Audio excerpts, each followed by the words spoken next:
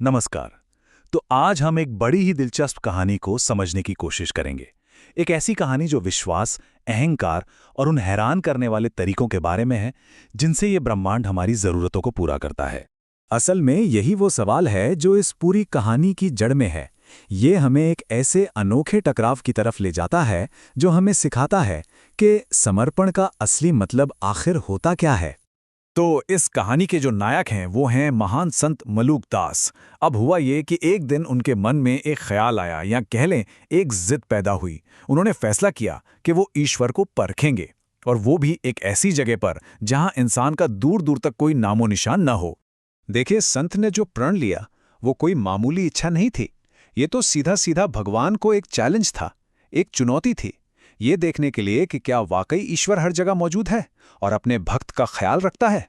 इसके लिए उन्होंने एक बिल्कुल वीरान जंगल चुना और वहां एक ऊंचे से बरगद के पेड़ पर जाकर बैठ गए। अब जैसे जैसे वक्त बीता, शाम ढलने लगी और भूख से उनका शरीर कमजोर पड़ने लगा, लेकिन उनका संकल्प, उनकी जिद बिल्कुल मजबूत थी। और बस यहीं से कहानी एक बहुत ही दिलचस्प मोड़ लेती है। जब संत अपनी इस कड़ी परीक्षा से गुजर रहे थे, तभी किस्मत ने अपना पहला पासा फेंका। इस तरह इस सीन के बारे में सोचिए।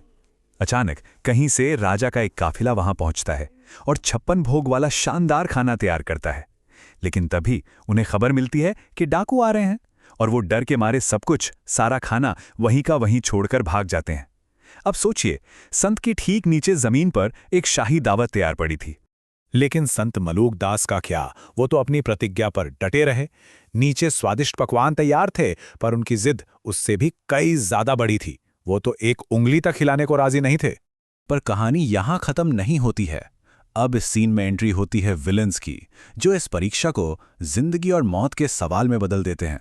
जंगल की वो खामोशी अचानक टूट जाती है, झाड़ियों के पीछे से कुछ आहट होती है, और फिर अंधेरे में तलवारों की चमक कौंध उठती है।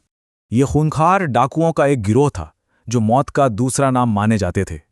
अब जब वो इस वीरान जंगल में सोने चांदी के बर्तनों में सजा हुआ इतना सारा खाना देखते हैं तो वो भी हैरान रह जाते हैं। उनका सरदार फौरन चिल्लाता है। उसे शक होता है कि ये उन्हें फंसाने के लिए कोई जाल बिछाया गया है। और तभी एक डाकू की नजर पेड़ पर छिपे हुए मलूकदास पर पड़ जाती है, और यहीं पर कहानी अपने क्लाइमैक्स पर पहुंचती है। डाकुओं को लगता है कि उन्हें वो इंसान मिल गया है जिसने ये जाल बिछाया है, और वो खाने को टेस्ट करने के लिए संत का इस्तेमाल करने का फैसला करते हैं। सरदार अपनी तलवार मलूकदास की गर्दन पर रखकर गरजता है। अब संत के सामने एक सीधी चुनौती थी, या तो अपनी प्रतिज्ञा तोड़ो या फिर अपनी जान से हाथ धो बैठो। लेकिन मलूकदास तो मन ही मन मुस्कुरा रहे थे। उनकी शर्त यही थी कि वो खुद अपना मुंह नहीं खोलेंगे, तो उन्होंने अपना मुंह कसकर बंद कर लिया। डाकुओं को लगा कि ये जरूर मरने से डर रहा है, क्योंकि खाने में वाकई जहर है। यहीं पर कहानी का सबसे मजेदार हिस्सा सामने आता है। डाकू, जिन्हें लग रहा था कि वो संत को सजा दे रहे हैं, वो असल में अनजाने में ईश्वर का ही प्लान पूरा कर रहे थे। उन्होंने जबरदस्ती संत के हाथ पकड़े, उनका मुंह खोला और खाना उनके गले से नीचे उतार दिया। और जैसे ही भोजन का पहला निवाला संत के पेट में जाता है, उन्हें एक गहरा एहसास होता है। उनके सामने सब कुछ आईने की तरह साफ हो जाता है। उनकी आंखों से आंसू बहने लगते हैं। वो समझ जाते हैं कि ईश्वर ने उनकी जिद भरी प्रतिज्ञा का मान रखने के लिए कितना कमाल का और अनोखा तरीका ढूंढ निकाला। संत की ये हालत देखकर डाकू भी घबरा जाते हैं। उन्हें एहसास होता है कि ये कोई धोखेबाज नहीं, बल्कि कोई पहुंचे हुए महात्मा है। वो सब के सब उनके पैरों में गिरकर माफी मांगने लगते हैं।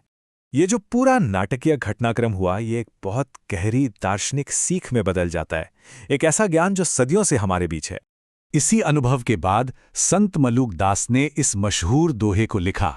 इसका सीधा सा मतलब है कि अजगर कोई नौकरी नहीं करता और पंछी कोई काम नहीं करता, फिर भी सबके दाता यानी ईश्वर उन सभी का पेट भरते हैं। तो क्या इस दोहे का ये मतलब है कि इंसान को काम करना छोड़ देना चाहिए? जी नहीं, बिल्कुल नहीं। इस कहानी का असली सबक आलस नहीं, बल्कि अहंकार को छोड़ना है। संत मलूकदास की जो जिद थी, वो भी तो एक तरह का अहंकार ही थी। मैं देखूंगा कि ईश्वर कैसे खिलाता है। जब उन्होंने इस मैं को पूरी तरह से छोड़ दिया, तब जाकर ब्रह्मांड ने डाकुओं के जरिए उन्हें संभालने का रास्ता खोजा। सच्चा समर्पण कर्महीनता नहीं है, बल्कि इस यकीन के साथ कर्म करना है कि हम तो सिर्फ एक माध्यम हैं, असली कर्ता तो कोई और ही है।